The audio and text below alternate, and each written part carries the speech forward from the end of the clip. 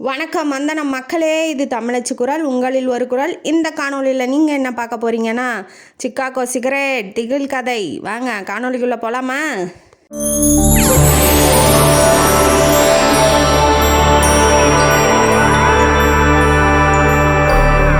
இந்த கதையோட ஆரம்பத்தில் சிக்காகோவில் ஒரு ஹாஸ்பிட்டலில் ஒரு ஐசியூ வார்டை காமிக்கிறாங்க. அந்த வார்டில் ஜாக்சன் அப்படிங்கிற டாக்டரு மண்டையை பொழந்து மூளையில் ஆப்ரேஷன் பண்ணிகிட்டு இருக்காப்புல. வெளியில் ஒரு அம்மா நின்று அழுதுகிட்டு இருக்கு, 2 குழந்தைங்கள கையில் பிடிச்சிக்கிட்டு. இப்போ ஆப்ரேஷன் சக்ஸஸாக ஃபெயிலியரான்னு தெரியல. அந்த மெஷினில் அந்த பிபி இது செக் பண்ணுறது காமிக்கும் இல்லையா, அதுக்கு பேர் இசிஜி, அந்த மாதிரி காமிக்கும் இல்லையா, அந்த மாதிரி காமிக்கிறது நின்றுச்சு. இப்போ டாக்டர் வெளியில் வராரு. வந்தோடனே என்ன டாக்டர் ஆச்சுன்னு அந்த அம்மா கேட்குது. ரூமுக்கு வாமா சொல்கிறேன் அப்படின்னு சொல்லிட்டு அவர் போகிறாரு. போனோடனே உட்கார சொல்லிவிட்டு அந்த அம்மாட்ட சொல்கிறாரு, சரிடா ஆப்ரேஷன்லாம் சக்ஸஸ் தாம்மா, ஒன்றும் பயப்படாத, நான் கொடுத்துருக்க ப்ரிஸ்கிரிப்ஷனில் இருக்கிற மாத்திரையெல்லாம் கரெக்டாக ஃபாலோ பண்ணு, அப்புறம் டயட்லாம் கரெக்டாக ஃபாலோ பண்ணுங்கள், 1 மாதம் ரெஸ்ட் விடுங்க அப்படின்னு சொன்னாட்டி, டாக்டர் நீங்கள் எனக்கு கடவுள் மாதிரி, கோமாவில் இருந்திருக்காரு, யாருமே காப்பாற்ற மாட்டேன்னு சொல்லிட்டாங்க, நீங்கள் ஒருத்தர் தான் ஆப்ரேஷன் பண்ணால் சரி பண்ண முடியும்னு சொல்லியிருக்கீங்க, அதே மாதிரியே காப்பாற்றிட்டீங்க, நீங்கள் கடவுள் மாதிரி டாக்டர் அப்படின்னு சொன்னோன்னே அவர் என்ன சொல்கிறாரு, நான் இந்த பணத்துக்காகலாம் நான் வேலை செய்யலை, நான் என் வேலையை கடவுளாக மதிக்கிறேன், நான் நடுத்தர வர்க்கத்தை சேர்ந்தவ, மிடில் கிளாஸு அப்படின்னு தெரிஞ்சுமே நீங்கள் மாத்திரை வாங்குறதுல ஆப்ரேஷன் பண்ணுறதெல்லாம் காசே வாங்கலை, மாத்திரை வாங்குறது கூட டிஸ்கவுண்ட் பண்ணி கொடுக்க சொல்லியிருக்கீங்க, நீங்கள் ரொம்ப நல்ல ஒரு டாக்டர் அப்படின்னு சொன்னோன்னே, அதெல்லாம் இல்லைம்மா அப்படிலாம் பெருசாக பேசாத, இல்லை கடவுள் தான் காரணம் அப்படின்னு சொல்லிட்டு அவங்கள அமுச்சு விட்றாங்க. அமுச்சு விட்டோன்னே இவருக்கு ஒரு ஃபோன் கால் வருது. ஃபோனில் யாருன்னா அந்த ரிசப்ஷனிஸ்ட் என்ன சொல்கிறாங்க, உங்களுக்கு ஒரு ஃபேக்ஸ் வந்திருக்கு டாக்டர் அப்படின்னு சொன்னோன்னே, யார் எங்கேருந்து வந்திருக்கு அப்படின்னா, தமிழ்நாட்டிலேருந்து வந்திருக்கு அப்படின்னாட்டி, தமிழ்நாடா எங்கே இருக்குது அப்படின்னு சொல்லி கேட்கும் போது இந்தியாவில் இருக்குது அப்படின்னு சொல்லி, இப்போ இவருக்கு தமிழ்நாடே எங்கே இருக்குதுன்னு தெரியாதாட்டங்குது என்னமோ. அப்புறம் சரின்ட்டு, சரி நான் வைமா நான் பார்த்துக்கிறேன் அப்படின்னு சொல்லிட்டாப்புல. அந்த சீனை அப்படியே கட் பண்ணிட்டு இப்போ தமிழ்நாட்டில் நடக்கிறத காமிக்கிறாங்க. ஒரு மாநாடு நடந்துகிட்ருக்கு, கூட்டம் போட்டு சாதனையாளர்களுக்கெல்லாம் ப்ரைஸ் கொடுத்துட்ருக்காங்க. காசு ஒரு மூட்டையாக கட்டி கொடுத்துட்ருக்காங்க. அவங்கள்ட்ட எல்லாம் வரிசையாக உட்காந்துட்டு ஒருத்தன் மேடையில் நின்று சொற்பொழிவை ஆற்றுன்னு ஆற்றிக்கிட்டு இருக்கான். அதை பார்த்த தலைவர் சிஎம்மாக இருக்காப்புல. அவர் பேர் கதிர்வானை என்ன சொல்கிறாரு, யார் அவன் இந்த ஆற்றுறான், நிறுத்த சொல்கிறா அப்படின்னு சொல்கிறாப்புல. இவனை யாருன்னு தெரியலையா தலைவரை, இவன் தான் வட்ட செயலாளரோட மச்சான் அப்படின்னாட்டி, போது நிறுத்துங்கடா தாங்க முடியல அப்படின்னாட்டி அவனை நிறுத்த சொல்லிட்டு இப்போ தலைவர் எந்திரிச்சு போய் பேசுறதுக்கு போகிறாப்புல. போனோடனே இந்த மாதிரி சாதனையாளர்களுக்கெல்லாம் கொடுக்கறதுல எனக்கு ரொம்ப சந்தோஷம், இதனால் அவங்க வாழ்க்கை சிறப்படைஞ்சா அதில் ஒரு மகிழ்ச்சின்னா இவர் ஒரு பக்கம் ஆற்றுனோடனே ஒவ்வொருத்தராக கூப்பிட்றாங்க. அதாவது அந்த சாதனையாளர்கள்னா எப்படின்னா, அந்த தண்ணியில் முழுகுனவங்களை காப்பாற்றினது, தீ பிடிச்சிட்டு இருக்கும் போது போய் உயிர்கள்லாம் காப்பாற்றிருப்பாங்க இல்லையா, அந்த மாதிரி இருக்கவங்களையும் காப்பாற்றும் போது கடைசியாக 3 பேர் வருது. அந்த 3 பேர் தான் முக்கியமானவங்க அந்த கதைக்கு. நந்தினி, சாந்தினி, யாமினி, இந்த 3 பேரும். நந்தினிக்கு கால் ஊனம், சாந்தினிக்கு ஊமை பேச முடியாது, யாமினிக்கு கண்ணு தெரியாது. 3 பேரும் யாரோட உதவியும் இல்லாமல் வாழ்க்கையில் முன்னேறி ஓரளவுக்கு செட்டில்டாக இருக்காங்க. அதை பார்த்துட்டு தலைவர் பரிசு கொடுக்கலான்னு கூப்பிட்ருக்காப்புல. அதை என்ன சொல்கிறாங்க, நந்தினி என்ன சொல்கிறாங்க, நாங்கள் இதை வாங்க முடியாது, வாங்கினா உங்கள் உதவியை கேட்டு வாங்கின மாதிரி ஆயிரும், இது எங்களோட ஊனமுற்றவங்க யார் இருக்காங்களோ அவங்களுக்கு கொடுத்து ஹெல்ப் பண்ணிடுங்க அப்படின்னு சொல்லிட்டு அவங்க கிளம்பிடுறாங்க. இப்போ தலைவருக்கு என்ன ஆகுதுன்னா, கொஞ்சம் கொஞ்சமாக உடம்பு சரியில்லாமல் ஆகுது. மயக்கம் வர மாதிரி ஆனோன்னே அமைச்சரை கூப்பிட்டு, எனக்கு மயக்கம் வருது, என்ன எத்தனை பேர் இருக்காங்க, நான் வேணால் உட்காந்து ப்ரைஸ் கொடுக்கவா அப்படின்னு சொல்லி கேட்கும்போது, வேணாம் தலைவரை, முடியலன்னா விடுங்க, நீங்கள் தான் ஆரம்பிச்சிட்டிங்கள, வேறு யாராவது வச்சு நம்ம கண்டினியூ பண்ணிக்கலாம் அப்படின்னு சொல்லிகிட்டு இருக்கும்போதே தலைவர் மயக்கம் மட்டும் கீழே விழுந்தோடனே ஹாஸ்பிட்டலுக்கு கூட்டிகிட்டு போகிறாங்க. அங்கே டாக்டர் சரண் என்ன சொல்கிறாரு, 2-3 மாதமாகவே அப்படி தான் உடம்பு சரியாமல் இருக்குது, இவர் உடல்நிலையை சரியாகவே கவனிச்சிக்க மாட்டேங்கிறாரு, ப்ரெஷர் அதிகமாகிடுச்சு, இது மெடிசனும் எடுத்துக்கிறது இல்லை, சரியான சாப்பாடும் இல்லை, எல்லாம் ப்ரெஷர் ஓவராக ரெஸ்ட்டும் இல்லாமல் இருக்கிறாரு இல்லையா, அதனால் அவர் கோமா ஸ்டேஜுக்கு போயிட்டார் அப்படின்னு சொல்லி இன்ஸ்பெக்டர் ஆதிக்கிட்ட சொல்லிகிட்டு இருக்காரு. சொல்லிட்டு இருந்தோடனே இங்கே சிக்காகோவில் ஜாக்சன் ஃபேக்ஸ் எடுத்துகிட்டு சீஃப் டாக்டர்கிட்ட வராப்புல. வந்தோடனே என்னாச்சு ஏதாச்சுன்னு, இந்த மாதிரி தமிழ்நாட்டுக்கு கூப்பிட்றாங்க அப்படின்னு சொல்லி ஃபேக்ஸில் இருக்குது, என்ன பண்ணுறது அப்படின்னு சொல்லி கேட்கும் போது சீஃப் டாக்டருக்கு ஒரு கால் வருது. காலில் யார் அப்படின்னா அங்கே வேலை செய்கிற கெமிக்கல் இன்ஜினியர், அவர் பேர் வந்து அன்பழகன். அவரோட மெடிசன்ஸ்லாம் அந்த ஹாஸ்பிட்டலில் யூஸ் பண்ணுறாங்க. அவர் என்ன சொல்கிறாரு, சிக்காகோ தமிழ் சங்கத்தில் நான் மெம்பராக இருக்கேன். இப்படி வந்து தமிழ்நாட்டில் சிஎம் ஒரு விஐபிக்கு வந்து உடம்பு சரியில்லாமல் போகுது, அதுக்கு வந்து ஜாக்சனோட உதவி வேணும். அவங்க ரிப்போர்ட்டு ஸ்கேனு எல்லாம் அமுச்சு விட்றேன்னு சொல்கிறாங்க. நீங்கள் பார்த்துட்டு என்னான்னு சொல்லுங்கள். அவங்க எனக்கு ஃபோன் பண்ணி உங்கள்கிட்ட வந்து கொஞ்சம் சஜஸ்ட் பண்ண சொன்னாங்க. சரி நான் பார்க்குறேன் அப்படின்னு சொல்லி ஃபோன் கால் வச்சிட்றாப்புல நம்ம சீஃப் டாக்டர். ஜாக்சன்ட்ட வந்து பேசிகிட்டு இருக்காரு. சரி ரிப்போர்ட்டை பார்த்துட்டு நீங்கள் சொல்லுங்கள் டாக்டர் ஜாக்சன் அப்படின்னு சொல்லிட்டு அவரும் எந்திரிச்சு போயிடுறாரு. இப்போ இங்கே வந்து தமிழ்நாட்டில் வந்து இவர் சரண் வந்து ஆதிக்கிட்ட பேசிகிட்டு இருந்தார் இல்லையா, இன்ஸ்பெக்டர் ஆதிக்கிட்ட. அப்போ வந்து ஒரு ஃபோன் கால் வருதுன்னு நர்ஸ் வந்து கொடுக்குறாங்க. என்ன ஃபோன் கால்னா, யார் பேசுகிறாங்க, பேர் என்னம்மா அப்படின்னு கேட்கும்போது பேர் சொல்ல மாட்டாங்க. ஆனால் சிஎம்முக்கு சொந்தக்காரங்களாம்.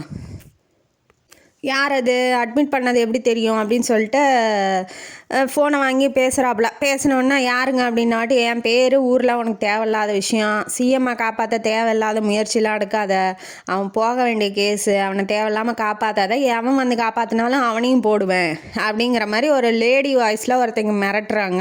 ஃபோனை வச்சுட்டு இப்போ சரணுக்கும் இவருக்கும் வேர்க்குது, யார்டா அப்போ அவன் மிரட்டினது என்ன ஏது அப்படின்னு சொல்லி பயப்படுறாங்க.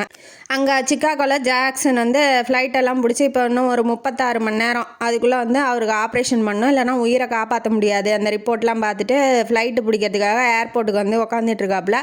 எல்லாம் ரெடியாக இருக்குது. ஆனால் ஃப்ளைட் 1 ஹவர் டிலே ஆகுது. ஏன்னு நமக்கு தெரியும், இங்கே தான் ரிட்டர்னிங் கால் வருது இல்லை, அவன் காப்பாற்ற வரான்னு தெரிஞ்சிருக்கு. அப்போ அவனை போடுறதுக்காக இருக்கும், இல்லை அவனை லேட்டாக்கி அவன் இந்த சிஎம்மோட உயிரை காப்பாற்ற முடியாமல் ஆக்கிறதுக்காக அப்படி பண்ணலாம் அப்படின்னு நமக்கு தெரியும். ஆனால் அது ஜாக்சனுக்கு தெரியாது இல்லையா. அதனால் அவன் வந்து ஏர்போர்ட்டில் வெயிட் பண்ணிகிட்டு இருக்கான், வந்தானா இல்லையான்னு தெரியல. இப்போ இந்த பக்கம் வந்து நம்ம 3 பேர் இருக்காங்களா ஏஞ்சல்ஸ், அவங்க ரூமை காமிக்கிறாங்க. அதில் நம்ம நந்தினி வந்து பெயிண்ட் பண்ணிகிட்ருக்காங்க. பெயிண்டிங்கில் ஏதோ எடுத்துகிட்டு வர மாதிரி மிஸ் பண்ணிட்டாங்க. அதனால் உள்ரூமுக்கு போகிறாங்க. உள்ரூமில் நம்ம சாந்தினி வந்து கைவினை பொருட்கள்லாம் செய்கிறத விட்டுட்டு அங்கங்கே கிடக்கு, எல்லாம் கூட இதெல்லாம் அங்கங்கே கிடக்குது. அதை விட்டுட்டு ஜன்னல் வழியாக உட்காந்து ஏதோ பார்த்துட்டு இருக்காங்க. அதை பார்த்த நந்தினி வந்து சத்தம் போடுறாங்க, என்ன பார்த்துக்கிட்டு இருக்கா, அதெல்லாம் எடுத்து வைக்கலையா நீ அப்படின்ன வாட்டி அவங்க வந்து பார்த்துட்டு பைனாகுலரில் வந்து பார்த்துட்டு இருக்காங்க. இது யார் இது யார்கிட்டேருந்து வாங்கினா எங்கேருந்து வாங்கினான்னு கேட்கும்போது அவங்க சைகையிலேயே சொல்கிறாங்க, கீழ் வீட்டு மாமிகிட்ட. ஏன்னா அவங்கள பேச முடியாது இல்லையா, அதனால் வந்து சைகையில் சொல்கிறாங்க. அதை புரிஞ்சுக்கிட்டீங்க. சரி நானும் பார்க்குறேன் குடுன்னு சொல்லிட்டு அவங்களும் இப்போ 2-3 வாட்டி பார்க்குறாங்க. கீழே பூத்தில் வந்து யாமினி இருப்பா, டெலிஃபோன் பூத்தில். அதை பார்த்துட்டு பாரு அவள் போட்டிருக்க வளையல் நல்லா இருக்குது, நெக்லஸ் நல்லா இருக்குது அப்படின்னு சொல்லிட்டு அவங்கள்ட்ட ஜாடையாக சொல்கிறாங்க. சொன்னோடனே அவங்க வாங்கி பார்க்குறாங்க. பார்த்துட்டு இவங்க வந்து நந்தினி வந்து பொருளை எடுத்துக்கிட்டு போய் அவங்க பெயிண்டிங்கை தொடர போகிறாங்க. அப்போ வந்து நந்தினி போயிட்டாங்க. இப்போ சாந்தினி உக்காந்துக்கிட்டு அந்த பைனாகுலரில் யாமினி பூத்துலேருந்து யாரோ ஒரு ஆள் வெளியில் வரான், ஒரு வேட்ட சாட்டமான ஆள். அவன் வெளியில் வர்றதை பார்த்துட்டு அவனையாவும் பார்ப்பான்னு இந்த பக்கம் ஹோட்டல் பக்கம் திருப்புறாங்க. திருப்பினோன்னா 2 பேரும் மாமா மாமி 2 பேரும் சண்டை போட்டுக்கிட்டு அந்த ஆட்டோவில் ஏறுறதை பார்க்குறாங்க. பார்த்தோன்னா இப்போ 3வது ஃப்ளோரை வந்து அந்த ஹோட்டலையே ஃபுல்லாக நோட்டீஸ் பண்ணிகிட்டு இருக்கும்போது 3வது ஃப்ளோரில் ஒருத்தன் வந்து மாறு வேஷத்தில் கழுத்தை பிடிச்சி நெரிச்சு கொல்றத வந்து இவங்க பார்த்துட்றாங்க. யார், சாந்தினி ஊமை பேச முடியாதவங்க பார்த்துட்றாங்க. பார்த்துட்டு அவங்க பயந்துட்டு என்னடா அது யாரா அது அப்படின்னு சொல்லி நல்லா ஜூம் பண்ணி பார்த்துட்டு நோட்டீஸ் பண்ணிடுறாங்க. ஹோட்டலுக்கு வந்த நம்ம டாக்டர் சரணும் இன்ஸ்பெக்டர் ஆதியும் என்ன பண்ணுறா, இப்படி ஆயிடுச்சே சிஎம்மை காப்பாற்ற வந்த நிலமை இப்படி ஆயிடுச்சேன்னு சொல்லும் போது தான் நமக்கு தெரியுது செத்து போய் கிடக்குறவர் வேறு யாரும் இல்லை, டாக்டர் ஜாக்சன். சிக்காகோலேருந்து வந்தவர் தான் அங்கே செத்து போய் கிடக்குறாரு. யார் கொலை பண்ணது, யார் என்ன பண்ணாங்கன்னு அவங்களுக்கு இது ஒன்றும் தெரியல. அந்த 3 பொண்ணுங்களில் சாந்தினி நந்தினி யாமினி 3 பேர்த்தையும் கூட்டிகிட்டு வராங்க. விட்னஸ் இருக்குது அப்படின்னு சொல்லிட்டு ஆதி வந்து விசாரிக்க வராப்புல. அந்த 3 பேரையும் விசாரிக்கும் போது நந்தினி சாந்தினி நீயாம்மா பார்த்தா, எப்படிம்மா பார்த்தா அப்படிங்கும்போது அவங்க ஆக்ஷனில் காமிக்கிறாங்க, பைனாகுலரில் பார்த்தேன் அப்படின்னு சொல்லிட்டு. அவருக்கு ஒன்றும் புரியல. ஏமா பேசுமா வாய் திறந்துங்கும் போது அவங்களுக்கு பேச வராதுங்கன்னு நந்தினி சொல்கிறாப்புல. சொன்னோடனே அவர் என்ன சொல்கிறாரு, சரி அவனை அடையாளம் காமிக்க முடியுமா அப்படின்னு சொல்லி கேட்கும் போது காமிக்க முடியும்னு தலையை ஆட்டுறாங்க. ஆனால் இதை வந்து சாந்தினி தான் பார்த்துருக்கா. நந்தினி வந்து என்ன சொல்கிறா, யாமினிக்கு அந்த ஆளை தெரியும், இந்த பொண்ணு தானே பைனாகுலரில் பார்த்துச்சு, நீ எப்படிம்மா பார்த்தா, எப்போம்மா பார்த்தா, உன்னால் வந்து அடையாளம் காமிக்க முடியுமா, அவர் பேர் என்ன ஊர் என்னான்னு கேட்கும் போது நீ பேசுமா அப்படிங்கும் போது, ஆனால் என்னால் பார்க்க முடியாது சார், எனக்கு கண்ணு தெரியாதுன்னு அவங்க சொல்கிறாங்க. என்னம்மா இது ஒருத்தரால் பார்க்க முடியும் ஆனால் பேச முடியாது, ஒருத்தரால் பார்க்க முடியாது ஆனால் பேச முடியும். நீ எப்படிம்மா கண்டுபிடிப்பா அவர் வந்தது அப்படிங்கும் போது அவன் என்ன சொல்கிறா, இப்போ குற்றவாளி நிறையா பேர் வருவாங்க, அவங்களுக்கு ஒரு கேஸு வந்து மண்டையிலே ஆணி அடித்த மாதிரி நிற்கும் பார்த்தீங்களா. ஒரு குற்றவாளியை பார்த்தோன்னே இவன் குற்றவாளி தான், இவன் ஒரு அக்யூஸ்டு அப்படின்னு சொல்லி எங்கேயோ பார்த்த ஞாபகம் வரும் இல்லையா. அந்த மாதிரி எனக்கும் இருக்கும் சார். இப்போ ஒருத்தர் வந்து ஏதாவது ஒரு தகாத செயல் செய்யும் போது நான் வந்து நோட்டீஸ் பண்ணிக்குவேன். அவங்க திரும்ப அந்த குரலை வந்து நான் மனப்பாடம் பண்ணி வச்சுக்குவேன். திரும்ப அந்த ஆள் வந்து அந்த மாதிரி குரல் கேட்கும் போது நான் அதுக்கு தகுந்த மாதிரி நடந்துக்குவேன் அப்படின்னு சொல்லி யாமினி சொல்கிறாப்புல. அதை கேட்டோன்னே அவன் என்னம்மா பண்ணான் அப்படின்னு சொல்லி கேட்கும்போது, பூத்துலேருந்து வெளியில் ஒன்று காசு கொடுக்கும்போது கையை தடவிருக்கான் கம்மநாட்டி. அதை வந்து அவளுக்கு பிடிக்கலங்கும் போது அந்த குரலை வந்து நல்லா நோட்டீஸ் பண்ணி வச்சுக்கிட்டா. இந்த ஆள் வரும்போது டேபிள் மேலேயே காசை வைக்க சொல்லணும், கை நீட்டி வாங்கக்கூடாது அப்படின்னு சொல்லிட்டு. அதனால வந்து அவன் குரல் ஞாபகம் இருக்குது அப்படிங்கிற வாட்டி நந்தினி என்ன சொல்கிறா, சார் நான் நல்லா ட்ராயிங் பண்ணுவேன், சாந்தினி வந்து சைகை பண்ணுவாள், அது மூலமாக நான் வந்து ட்ராயிங் பண்ணி அந்த குற்றவாளி யார் அப்படின்னு சொல்லிட்டு உங்களுக்கு காமிக்கிறோம் அப்படின்னு சொன்னாட்டி, அதை போய் பண்ணுங்கம்மா, தயவுசெய்து ஹெல்ப் பண்ணுங்க அப்படின்னு சொல்லிட்டு. இப்போ இந்த சீன் இங்கே முடியுதா. அடுத்தது வந்து போஸ்ட்மார்ட்டத்துக்காக யார் ஜாக்சனோட உடம்ப வந்து ஜிஹெச்க்கு அனுப்பிச்சி விட்றாங்க. இதுக்கு நடுவில் வந்து சரணும் இவரும் பேசிக்கிறாரு, இப்போ ஜாக்சன் செத்து போயிட்டா, ஆப்ரேஷன் பண்ணாதான் அவன் போயிட்டான், இப்போ யாரால் சார் காப்பாற்ற முடியும் சிஎம்ஐ, இப்படி ஆயிடுச்சு அப்படிங்கும் போது அவர் என்ன சொல்கிறாரு, காப்பாற்ற முடியும்னு உறுதியாக சொல்ல முடியாது, ஆனால் ஓரளவுக்கு காப்பாற்றலாங்கிறவர் வந்து அவர் பேர் நவநீத். அவரை போய் பார்த்தா கொஞ்சம் ஹெல்ப்பாக இருக்கும், அவர் வந்து பண்ணார்னா கொஞ்சம் காப்பாற்ற முடியும் அப்படிங்கிற அளவுக்கு நம்ம நம்பலாம். அப்படிங்கும்போது சரி சார் நான் போய் கூட்டிகிட்டு வரேன்ட்டு இவர் இன்ஸ்பெக்டர் போகிறாப்புல. ஆனால் சரண்ட்ட என்ன சொல்கிறாரு, இதை வந்து யார்ட்டையும் சொல்லாதீங்க, ஏன்னா ஜாக்சனுக்கான மாதிரி இவருக்கும் ஆயிரப்போகுது, இவரையும் கொலை பண்ணிட போகிறாங்கன்னு அவரை போய் பார்க்குறாரு. வீட்டில் போய் பார்த்துட்டு, என்ன சார் இப்படி ஆயிடுச்சு, என்ன வரீங்களா, என்ன உயிருக்கு ஒன்றும் உத்தரவாதம் இல்லைன்னு கவலைப்படாதீங்க, நான் ஃபுல் ப்ரொடக்ஷன் தரேன் உங்களுக்கு, நீங்கள் ஒன்றும் ஃபீல் பண்ணாதீங்க அப்படின்னு சொல்லி நவநீத்தை பார்த்துட்டு இவர் இன்ஸ்பெக்டர் சொல்கிறாப்புல. சொல்லும் போதே ஃபோன் அடிக்குது.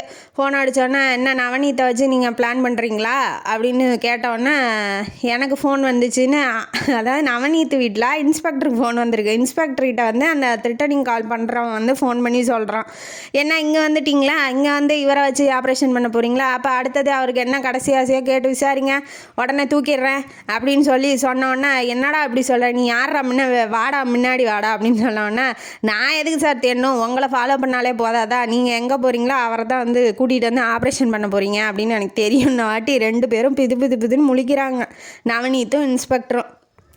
இந்த பக்கம் ஒருத்தன் ஒரு ஆட்டோவில் வந்து ஏறி ஒரு வீட்டுக்கு முன்னாடி வந்து நின்றுட்டு கதவை தட்டுறான். ஒருத்தன் கதவை திறக்கிறான். தட்டுறவன் பேர் சிங்காரம், திறந்தவன் பேர் பாபு. உள்ளே வா அப்படின்னு சொல்லி சிங்காரத்துக்கிட்ட பாபு என்ன சொல்கிறான், என் ஃபோட்டோ வந்து பத்திரிக்கையில் வந்திருக்கு, நீ பார்த்தியா அப்படின்னு சொல்லி கேட்கும்போது, அப்படியா எனக்கு தெரியாது, நீ கொலை பண்ணது தான் யாருக்கும் தெரியாது, ஜாக்சனை கொலை பண்ணது பாபு, அதை வந்து பார்ட்னர் வந்து சிங்காரம். இப்போ பாபு வந்து என் ஃபோட்டோ தான் அப்படின்னு சொல்கிறாப்புல. ஆனால் அவர் மாறு வேஷம் போட்டுட்டு தான் போய் கொலை பண்ணியிருக்காரு. இருந்தாலும் அந்த ஃபோட்டோ ஓரளவுக்கு ஒத்து போகுது. அப்படிங்கும் போது இது யாருக்கு தெரியும், நீ பண்ணது எப்படி பிளான் பண்ணி தானே போய் பண்ணோம் அப்படிங்கும் போது அவன் என்ன சொல்கிறான், அந்த 3 பொண்ணுங்களை வச்சு தான் இதெல்லாம் பண்ணியிருக்காங்க, அந்த ஃப்ளாட்டுக்கு எய்த்த மாதிரி, அந்த ஹோட்டலுக்கு எய்த்த மாதிரி ஃப்ளாட்டில் இருக்க அந்த 3 பொண்ணுங்க 3 பேருமே ஊனமுட்டுறாங்களாம், அவங்கள வச்சு தான் அந்த பிளான்லாம் பண்ணியிருக்காங்க. அதில் ஒரு பொண்ணு வந்து என்னை பார்த்துருக்கா, ஆனால் அவள் வந்து ஊமையான். இன்னொரு பொண்ணு என் குரலை கேட்டிருக்கா, ஆனால் அவளால் என்னை பார்க்க முடியாதான். இன்னொரு பொண்ணு இவங்க 2 பேரும் சொல்கிறத வச்சு அவள் வந்து வரைஞ்சிருக்கா, அவள் ஒரு ஆர்டிஸ்டான் அப்படின்னு சொன்னோன்னே, இதில் என்ன 3 பேர்த்தையும் தூக்கிடலாம், கவலையே படாத நண்பா அப்படின்னு சொல்லிட்டு இவன் சொல்கிறான் சிங்காரம்.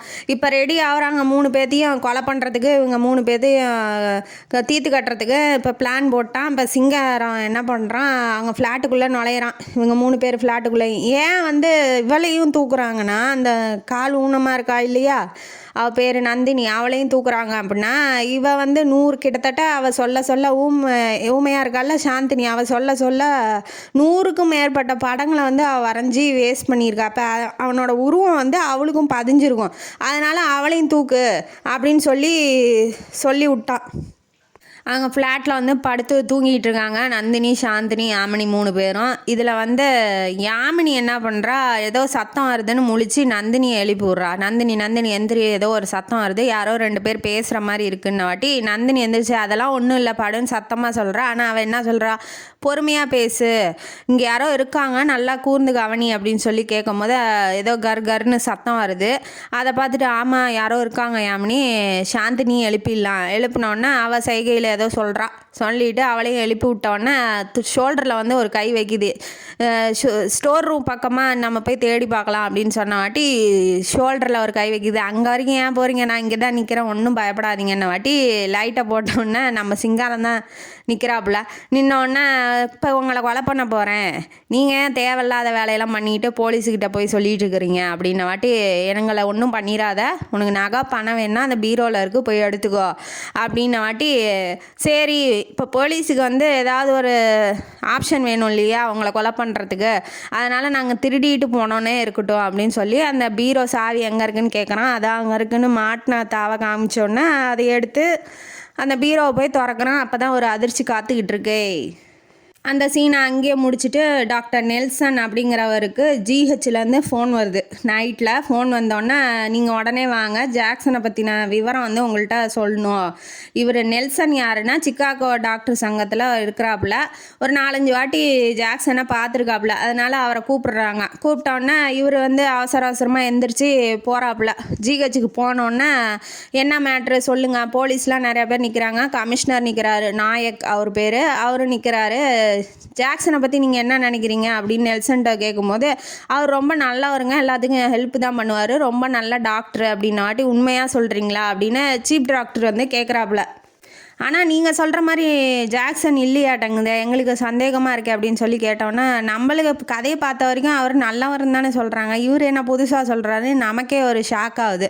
உடனே மார்ச்சரிக்கு கூட்டிகிட்டு போய் அவரை வந்து போஸ்ட்மார்ட்டம் பண்ணி அந்த உடம்புலாம் அழுகாமல் இருக்க ஊசியெல்லாம் போடுவாங்க இல்லையா, அந்த மாதிரிலாம் பண்ணி ரெடியாக வச்சுருக்காங்க. வச்சுக்கிட்டோன்னே இவரை கூட்டிகிட்டு போய் ஏன் அப்படி சொல்கிறீங்க டாக்டர் அப்படின்னு சொல்லி நெல்சன் கேட்கும் போது அவர் இந்த தோல் மாதிரி வச்சு செட் பண்ணியிருப்பாங்க இல்லையா முகத்தில் மட்டும் அந்த பிளாஸ்டிக் சர்ஜரி மாதிரி பண்ணியிருப்பாராட்டங்குது. அந்த அவர் ஜாக்சனோட ஃபேஸ் மாதிரியே இருக்குது, அந்த மாதிரி பண்ணியிருப்பாராட்டங்குது. அதை எடுத்து பார்த்தா வேற ஒரு உருவம் இருக்குது.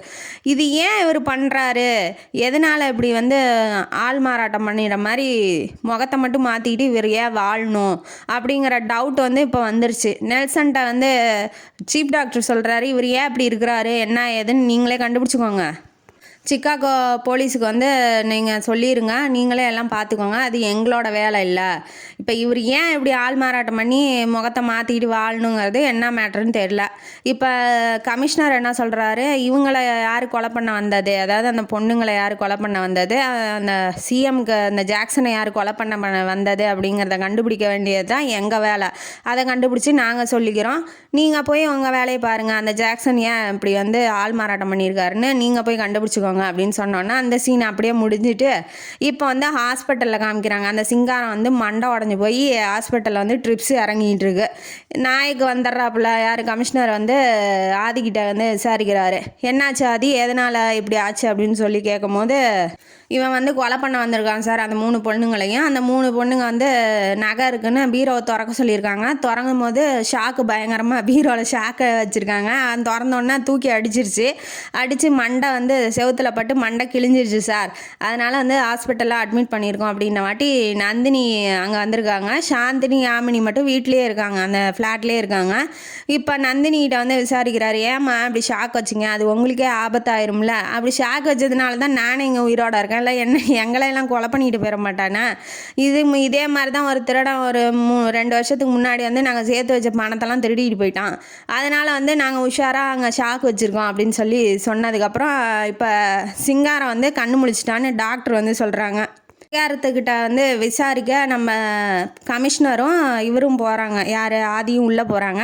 கமிஷனர் உட்காந்து விசாரிக்கிறாரு, என்னாச்சு ஏதாச்சு, ஏன் அந்த பொண்ணுங்களை கொல்ல போகிற, ஏன் சிஎம்மை காப்பாற்ற வந்த ஜாக்சனை கொன்ன, ஏன் சிஎம்மை கொல்லணும் அப்படின்னு சொல்லி கேள்வி மேலே கேள்வியாக வைக்கும் போது எனக்கு வந்து ஜாக்சன் யாருன்னு தெரியாது, சிஎம்மை கொலை பண்ணுறது எனக்கு வேலை கிடையாது, நான் வேணால் அந்த பொண்ணுங்களை கொலை பண்ண வந்தேன், அதை வேணால் ஒத்துக்கிறேன் அப்படின்ன வாட்டி யார் கொலை பண்ண வேணா, ஏன் கொலை பண்ண வந்த அப்படின்னு சொல்லி கேட்கும் போது யார் கொலை பண்ணா, ஏன் ஏன் பண்ணேன் அதெல்லாம் நான் சொல்ல மாட்டேன். நான் வந்து ஒரு பாலிசியோட கொலை பண்ணுறவன், தொழில் தர்மம் அதெல்லாம் வெளியில் சொல்ல மாட்டேன்.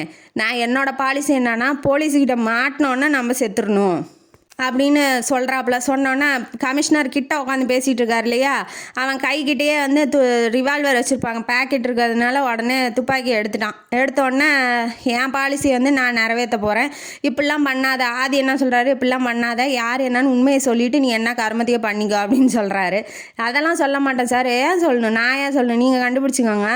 என் பாலிசியை நான் மாற்றிக்க மாட்டேன். நான் பாலிசியோட உள்ள திருடன் கொலைகாரன், அதனால் சுட்டுக்கிறேன்ட்டு அவன் சுட்டுக்கிட்டு செத்து போயிடுறான். இப்போ வந்து யாருன்னு தெரிஞ்ச பாபுவை தெரிஞ்ச ஒரே ஆள் சிங்காரம் மட்டும்தான், அவனும் செத்துட்டான்.